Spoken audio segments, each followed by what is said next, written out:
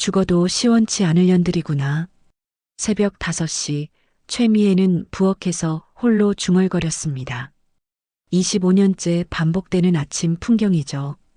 김치찌개가 보글보글 끓어오르는 가운데 미애의 손은 멈추지 않고 움직였어요. 며느리 수진이 좋아하는 달걀말이, 아들 태연을 위한 김밥, 손자 도윤의 우유까지 하나하나 챙기며 정성스럽게 아침상을 차렸습니다. 허리가 끊어질 듯 아팠지만 미애는 참았어요. 무릎이 시려도 꾹 눌러 참고 일어섰습니다. 가스레인지 앞에 서서 국물을 젓는 손등엔 세월의 흔적이 깊게 패여 있었죠. 주름진 손가락 사이로 김이 모락모락 올라오면서 안경알을 뿌옇게 만들었어요. 식탁에 앉은 수지는 스마트폰에 완전히 빠져 있었습니다. 친구와 통화하며 어젯밤 드라마 이야기로 한창이었죠. 미애가 정성껏 차린 아침상 앞에서도 시선은 오직 화면에만 고정되어 있었어요. 가끔 어머님 반찬 맛있어요 하는 말조차 건성으로 내뱉을 뿐이었습니다. 12살 도윤도 마찬가지였어요. 게임기에서 나오는 빵빵 소리와 함께 연신 화면을 두드리며 게임에만 몰두했습니다. 할머니가 따뜻하게 데워준 우유가 식어가도 전혀 신경 쓰지 않았죠. 미애가 우유 좀 마셔라 하면 내내하고 대충 대답만 할 뿐이었어요. 미애의 정성스런 수고에 대한 가족들의 반응은 언제나 이랬습니다. 아무도 고맙다는 말을 하지 않았고 힘들다는 미애의 마음을 알아주려 하지 않았어요. 잠시만요. 이런 가슴 아픈 이야기가 공감이 되신다면 구독과 좋아요 꼭 눌러주세요. 태연이 잠옷 차림으로 부엌에 나타났어요. 머리는 부스스하고 얼굴엔 잠자국이 그대로 남아 있었습니다. 어머니가 차려놓은 밥상을 보고도 별다른 감사 인사 없이 의자에 털썩 앉았죠. 시계를 보더니 늦겠다 하며 허겁지겁 밥을 입에 넣기 시작했어요. 출근 준비로 바쁜 태연은 김밥 몇 개를 입에 구겨 넣으며 일어났습니다. 미애가 천천히 먹어라, 체한다 하고 말해도 이미 현관문을 향해 달려가고 있었어요. 뒤에서 다녀오겠습니다. 하는 인사만 남기고 문이 쾅 닫혔죠. 수진도 이어서 자리에서 일어났어요. 아직 전화통화가 끝나지 않았는데 휴대폰을 귀에 대고 현관으로 향했습니다. 어머님 먼저 가요. 하며 손만 흔들고는 밖으로 나가버렸어요. 도윤까지 학교 가방을 메고 뛰어나가자 집안은 순식간에 고요해졌습니다. 텅 빈 식탁 앞에 혼자 남은 미애는 한숨을 깊게 내쉬었어요. 차가워진 찬물에 손을 담그고 설거지를 시작했습니다.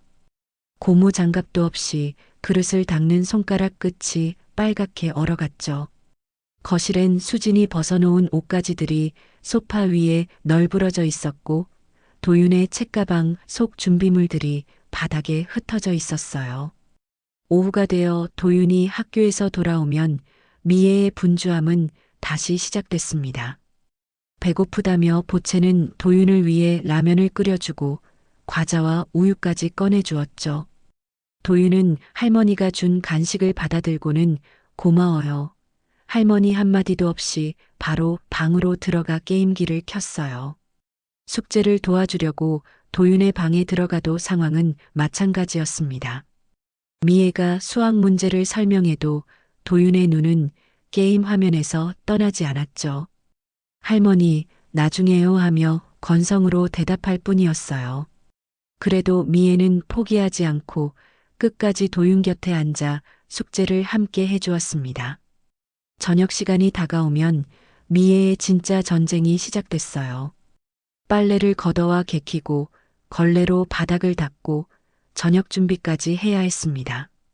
소파에 누워 TV를 보며 맥주를 마시는 태연과 화장대 앞에서 외출 준비를 하는 수진을 보며 미애는 혼자서 모든 집안일을 감당해야 했죠.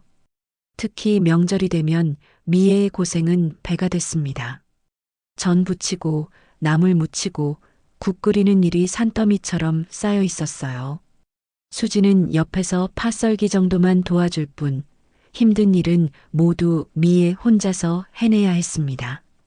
친척들이 모여 맛있게 음식을 먹고 담소를 나누는 동안 미애는 부엌에서 끝없이 설거지를 하며 지친 얼굴을 감추지 못했어요. 그렇게 하루하루가 지나갔습니다.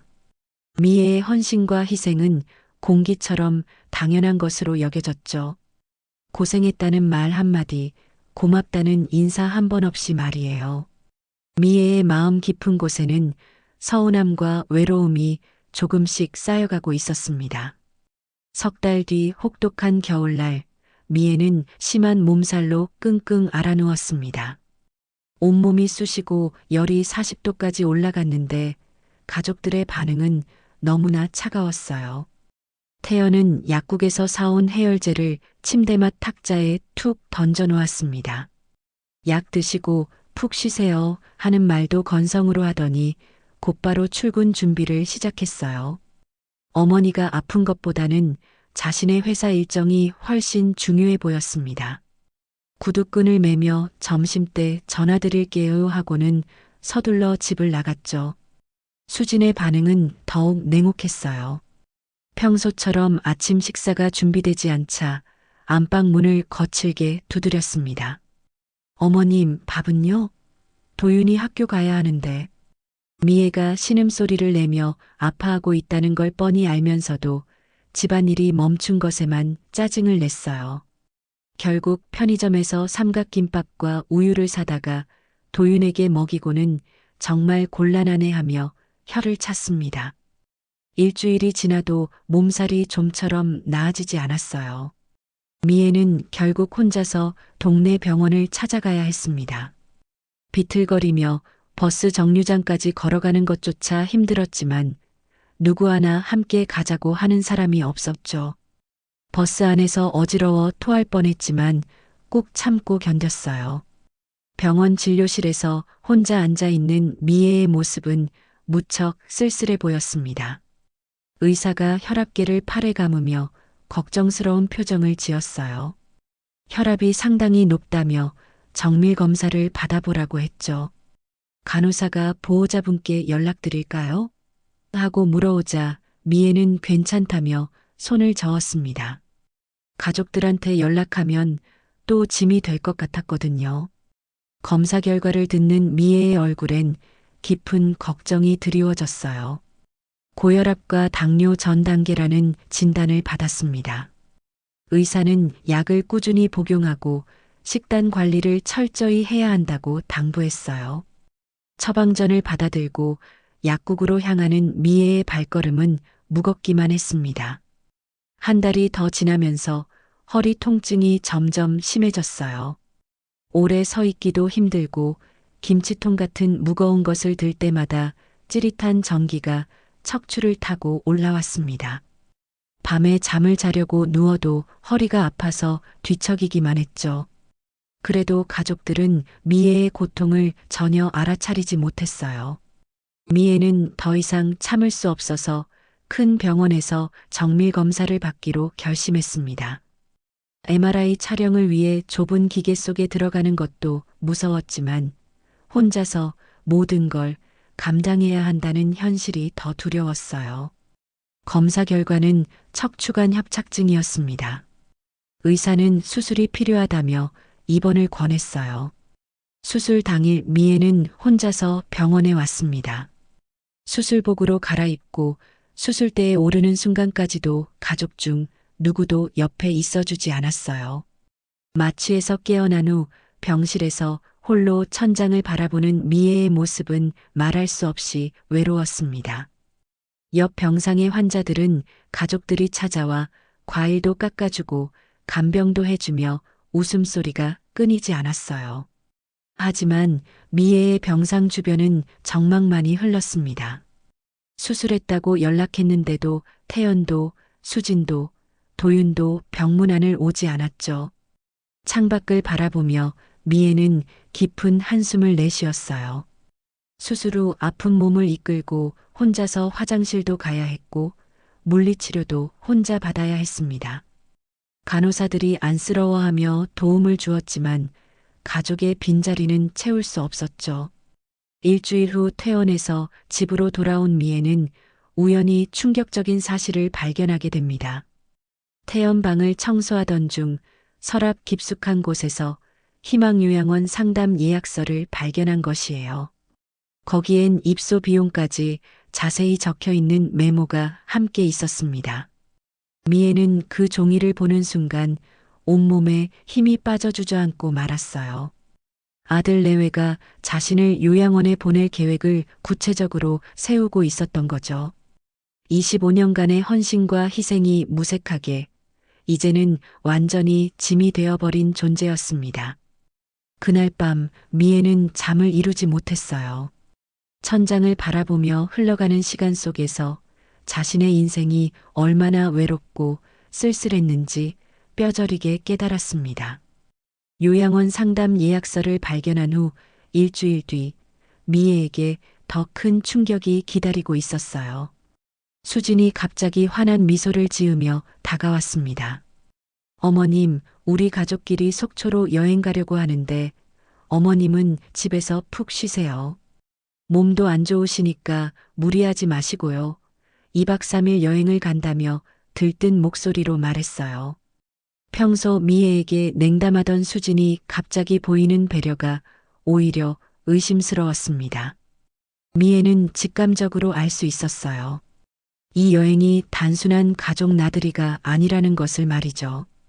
아마도 자신이 집을 비운 사이 요양원 입소를 위한 준비를 하려는 속셈일 거라는 생각이 들었어요. 수진의 과도한 친절함 뒤에 숨겨진 진짜 의도를 눈치챘지만 미애는 아무 말하지 않았습니다. 여행 준비를 하는 가족들의 모습을 지켜보는 미애의 마음은 무척 복잡했어요. 태영과 수진, 도윤이 신나게 짐을 싸고 여행 일정을 세우는 동안 미애는 방 한 구석에 앉아 깊은 생각에 잠겼습니다. 그동안 자신이 얼마나 순진했는지 깨닫게 되었죠. 문득 걱정이 되어 미애는 자신의 통장 잔고를 확인해 보기로 했어요. 그동안 생활비 명목으로 조금씩 모아둔 돈이 얼마나 남아있는지 궁금했거든요. 은행에 가서 통장 정리를 해보니 잔고가 생각보다 많이 줄어 있었어요. 통장 거래 내역을 자세히 살펴보니 충격적인 사실들이 드러났습니다. 태연이 사업 자금이 필요하다며 빌려간 300만 원, 도윤 학원비라며 매월 가져간 50만 원, 수진이 급하게 써야 한다며 요청한 200만 원까지. 미애가 평생 모은 돈이 이렇게 조금씩 사라져 있었던 거예요. 그것도 자신도 모르는 사이에 말이죠. 통장을 들여다보는 미애의 손이 부들부들 떨렸습니다. 언제 이렇게 많이 나간 거지? 하며 중얼거렸지만 이미 돌이킬 수 없었어요. 가족들은 미애의 돈을 마치 자신들 것인 양 당연하게 가져갔던 거죠. 집으로 돌아가는 길 미애는 동네 카페에 들러 커피 한 잔을 시켰어요. 오랜만에 혼자만의 시간을 가지며 차분히 생각을 정리하고 싶었습니다. 창가 자리에 앉아 지나가는 사람들을 바라보는 미애의 얼굴에는 서서히 결연한 표정이 떠오르고 있었어요. 이제 더 이상 당하고만 살 수는 없다는 생각이 들었습니다. 그동안 가족들을 위해 모든 것을 희생하며 살아왔지만 정작 자신에게는 아무것도 남지 않았다는 현실을 직시하게 된 것이죠. 미애는 커피를 다 마시고 일어서며 마음속으로 조용히 다짐했어요. 이제는 나를 위한 인생을 살아보자. 집에 돌아온 미애는 평소와 다를 바 없이 저녁 준비를 했습니다. 하지만 마음속에서는 조용한 변화가 시작되고 있었어요.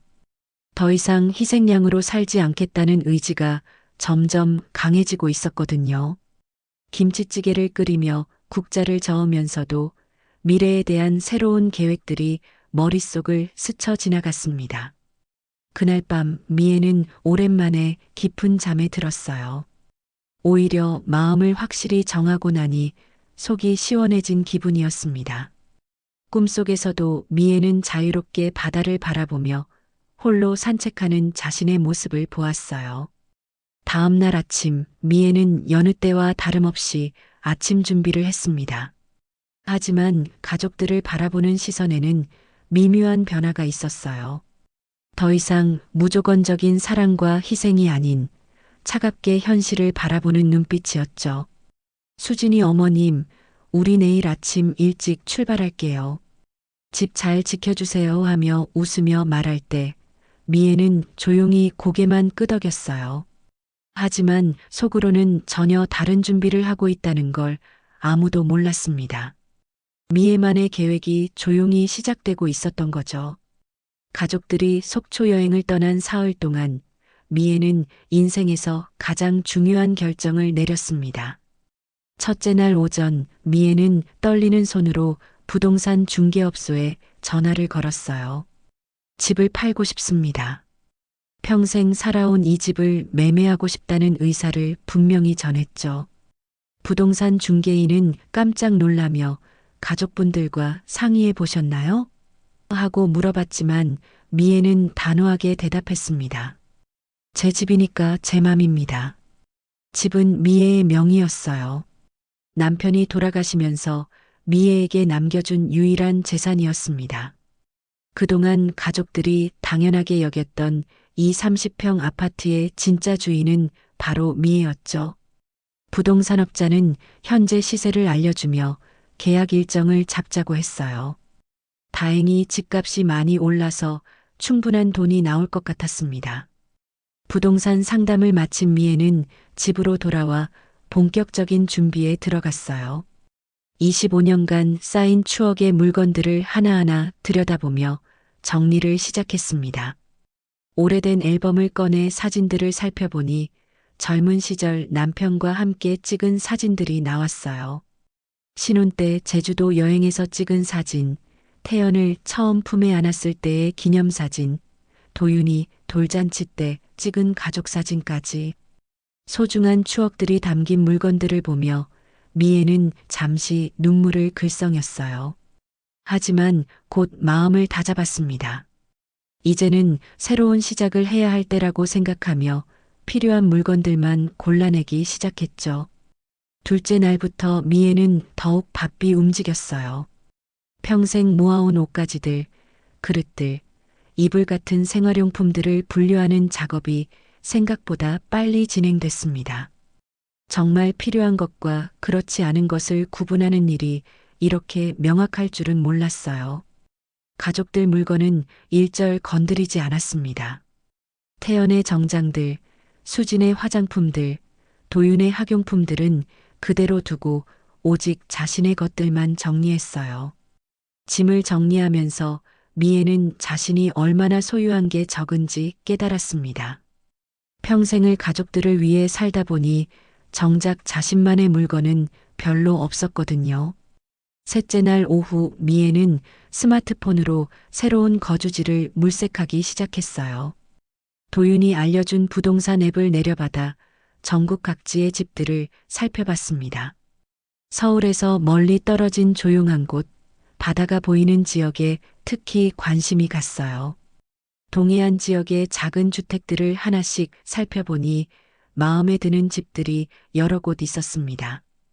강릉의 한 작은 마을에 있는 단독주택이 미애의 마음을 사로잡았어요. 집 앞으로는 푸른 바다가 펼쳐져 있고 뒤로는 작은 산이 있어서 공기도 맑아 보였습니다. 무엇보다 가격이 적당했어요. 서울 아파트를 팔면 그 집을 사고도 생활비가 충분히 남을 것 같았습니다. 미애는 그 집 사진을 여러 장 저장했어요. 새로운 곳에서 새로운 삶을 시작한다는 생각에 가슴이 두근거렸죠. 저녁 무렵 미애는 이삿짐 포장용 박스들을 구해왔어요. 동네 마트에서 얻어온 박스들을 거실에 가져다 놓고 본격적으로 짐을 포장하기 시작했습니다. 수술한 허리가 아팠지만 미애는 포기하지 않았어요. 무거운 책들, 그릇들을 박스에 차곡차곡 넣으면서 미애는 새로운 다짐을 했습니다. 이제 더 이상 누구를 위해서가 아닌 오직 자신만을 위한 삶을 살겠다고 말이에요. 허리가 아프고 무릎이 시려도 꿋꿋이 짐을 정리해 나갔어요. 그렇게 사흘 동안 미애는 혼자서 이사 준비를 완벽하게 마쳤습니다. 가족들이 여행에서 돌아올 때까지 모든 준비를 끝내겠다는 결심으로 말이죠. 마지막으로 미애는 하얀 편지지에 가족들에게 전할 마지막 인사말을 적기 시작했어요. 속초에서 즐거운 시간을 보내고 돌아온 가족들이 집 현관문을 열었을 때 그들을 맞이한 것은 믿을 수 없는 광경이었습니다. 평소 늘 있던 거실의 소파도 TV도 식탁도 모두 사라져 있었어요. 미애가 늘 앉아서 뜨개질하던 안락의자도 부엌의 식기들도 대부분 없어진 상태였습니다. 집안이 텅 비어 메아리만 울렸죠. 태연이 제일 먼저 소리를 질렀어요. 집안 곳곳을 뛰어다니며 어머니를 찾았습니다. 수진도 마찬가지였어요. 도대체 무슨 일인지 누가 이런 짓을 했는지 화를 내며 방마다 문을 열어젖혔죠. 하지만 미애의 모습은 어디에도 보이지 않았어요. 도윤이 울먹거리기 시작했을 때 수진이 현관문에 테이프로 붙여진 하얀 봉투 하나를 발견했습니다. 겉봉에 가족들에게라고 정성스럽게 적혀 있는 편지였어요. 수진이 봉투를 뜯어 편지를 읽기 시작하자 태연과 도윤도 긴장한 표정으로 다가왔습니다. 편지에는 미애의 진솔한 마음이 빼곡히 담겨 있었어요.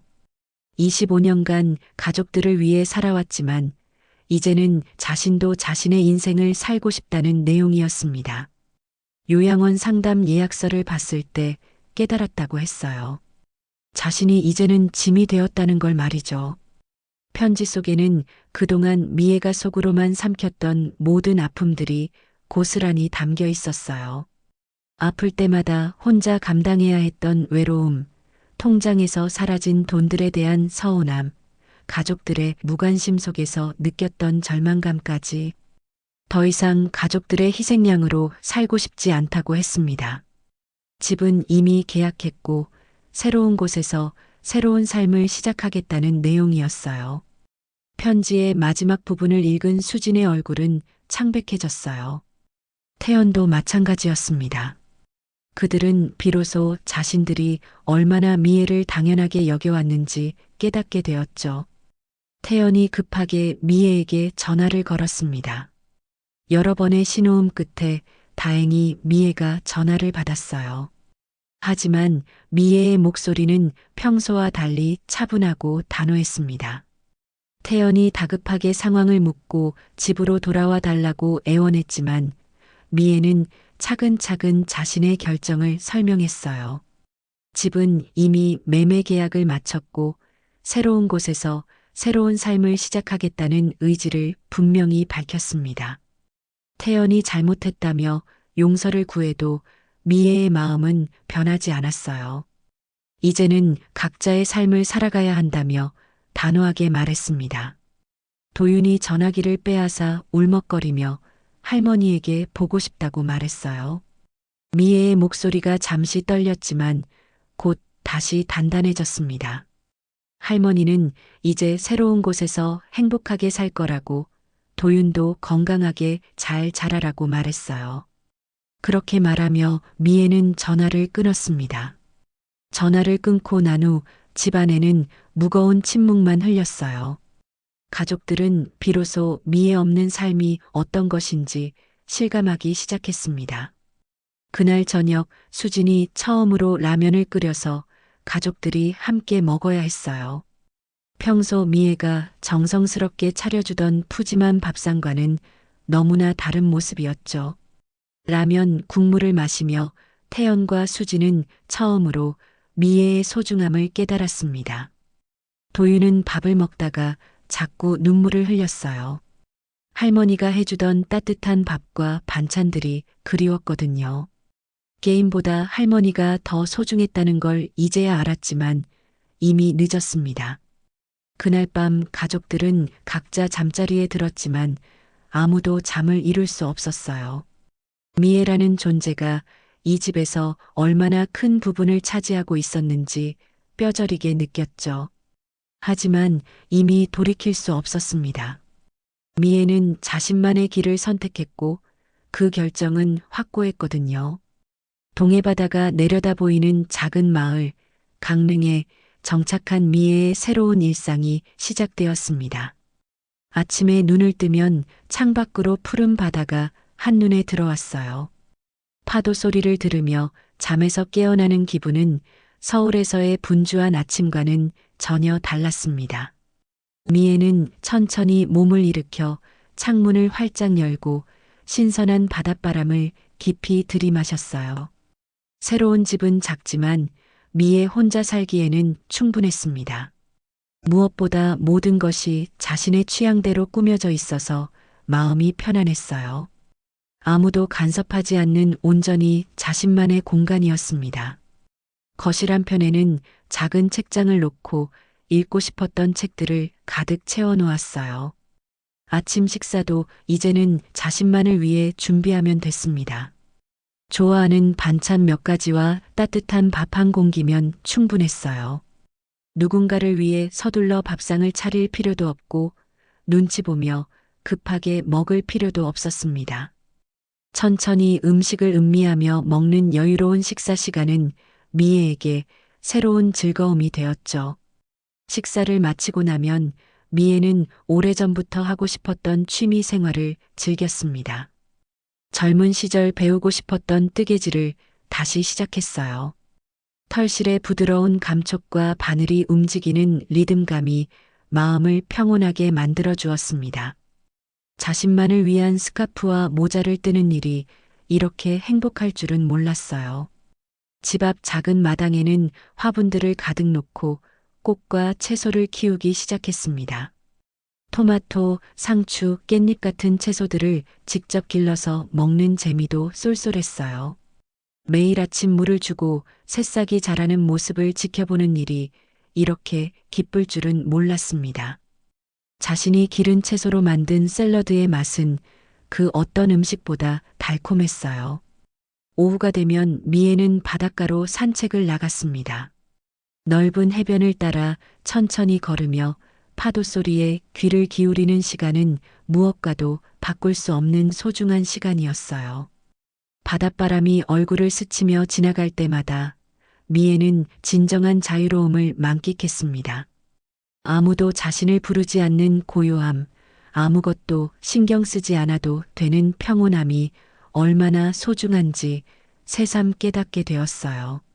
가끔 모래사장에 앉아 멍하니 바다를 바라보는 시간도 있었습니다. 그런 시간들이 미애에게는 최고의 힐링이었죠.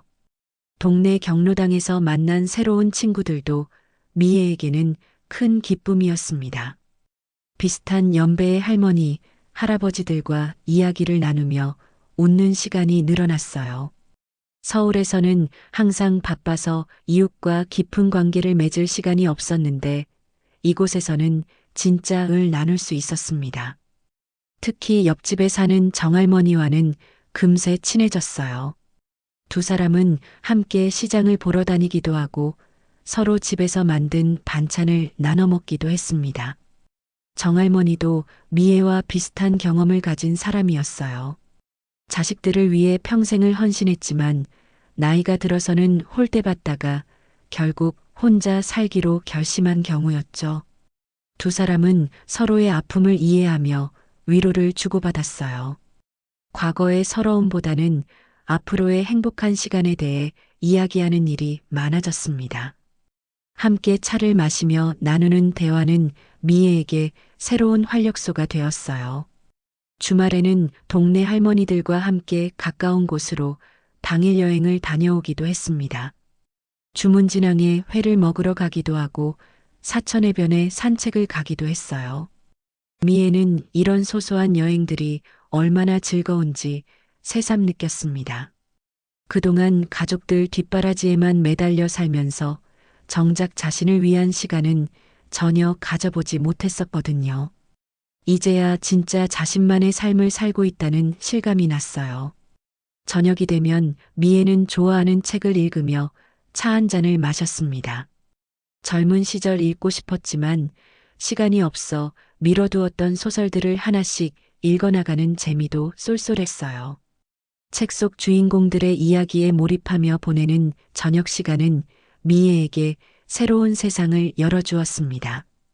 밤이 되어 잠자리에 들 때면 미애는 하루를 되돌아보며 감사한 마음을 느꼈어요.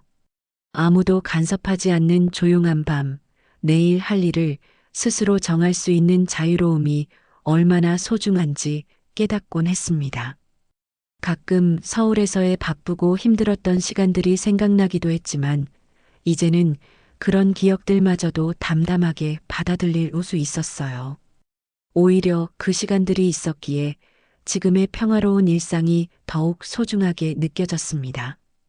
미애가 새로운 삶을 시작한 지 2달 정도 지났을 무렵 예상치 못한 방문객이 찾아왔습니다. 어느 일요일 오후 미애가 마당에서 꽃에 물을 주고 있을 때 대문 밖에서 익숙한 목소리가 들려왔어요. 태연의 목소리였습니다. 미애가 문을 열어보니 초췌하게 야윈 모습의 태연이 서 있었어요. 평소 단정했던 모습과는 달리 머리도 헝클어져 있고 옷차림도 어수선했습니다. 며칠간 제대로 씻지 못한 듯 수염도 거칠게 자라나 있었어요. 태연은 미애를 보자마자 무릎을 꿇고 눈물을 흘리기 시작했습니다. 그동안 자신이 얼마나 잘못했는지 깨달았다며 용서를 구하는 태연의 모습은 처참해 보였어요. 하지만 미애의 마음은 이미 단단해져 있었습니다. 태연의 눈물과 사과를 보며 잠시 마음이 흔들리기도 했지만 그동안 겪었던 아픔들이 쉽게 사라지지는 않았어요. 미애는 태연을 일으켜 세우며 집 안으로 들어가자고 했어요. 차라도 한 잔 마시며 이야기하자고 했습니다. 하지만 다시 함께 살자는 태연의 제안은 단호하게 거절했어요. 태연은 미애 없이는 가족이 제대로 돌아가지 않는다며 절박하게 호소했어요. 집안은 엉망이 되었고 수진도 집안일을 제대로 하지 못해서 매일 인스턴트 음식만 먹고 있다고 했습니다. 도윤도 할머니 없이는 밥도 제대로 안 먹고 게임만 한다며 돌아와 달라고 애원했어요. 하지만 미애의 대답은 변하지 않았습니다. 이제는 각자의 삶을 살아가야 할 때라고 자신도 남은 인생을 자신을 위해 살고 싶다고 차분하게 말했어요. 태연이 몇 시간을 앉아 있어도 미애의 마음은 돌아서지 않았습니다.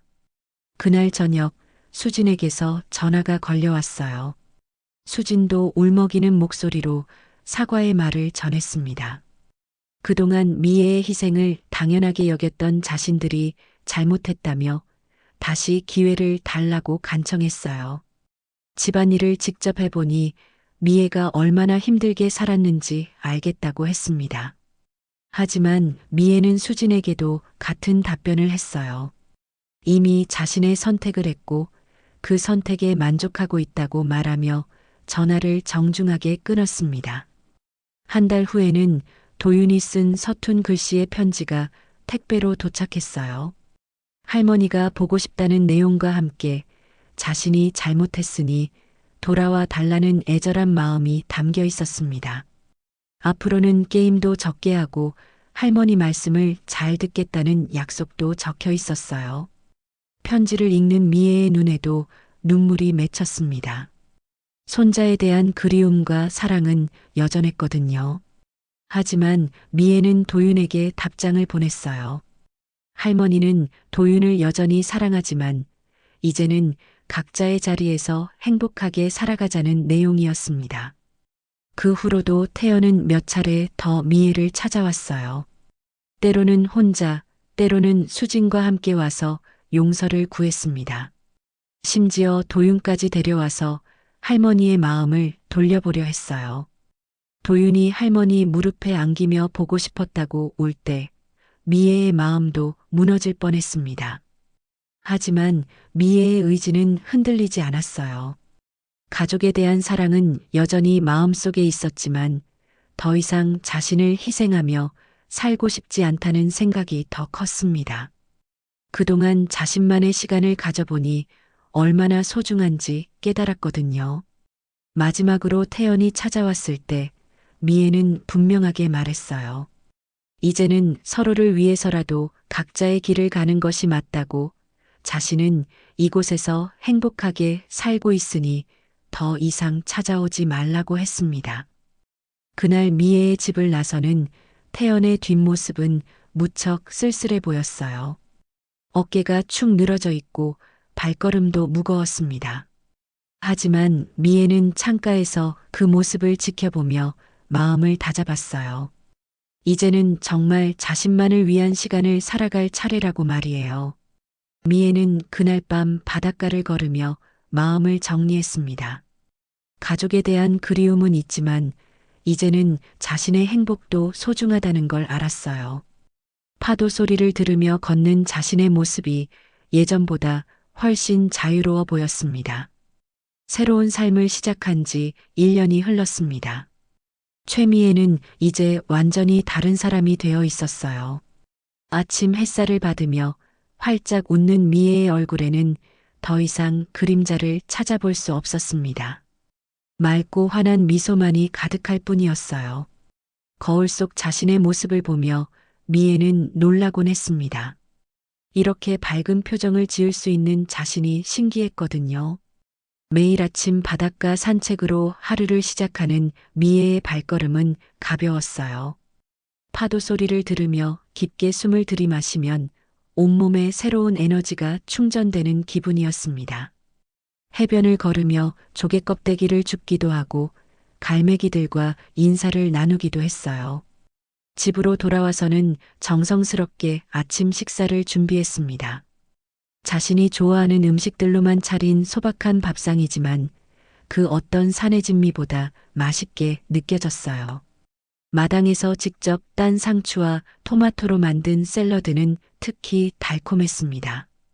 오전에는 뜨개질이나 독서 같은 취미 활동을 즐기고 오후에는 마당의 화분들을 돌보거나 동네 친구들과 시간을 보냈어요. 모든 시간이 온전히 자신의 것이라는 사실이 여전히 신기하고 감사했습니다. 특히 그림 그리기를 새로 시작한 것은 미애에게 큰 기쁨이 되었어요. 젊었을 때부터 그려보고 싶었던 바다 풍경을 화폭에 담아내는 일은 상상했던 것보다 훨씬 즐거웠습니다.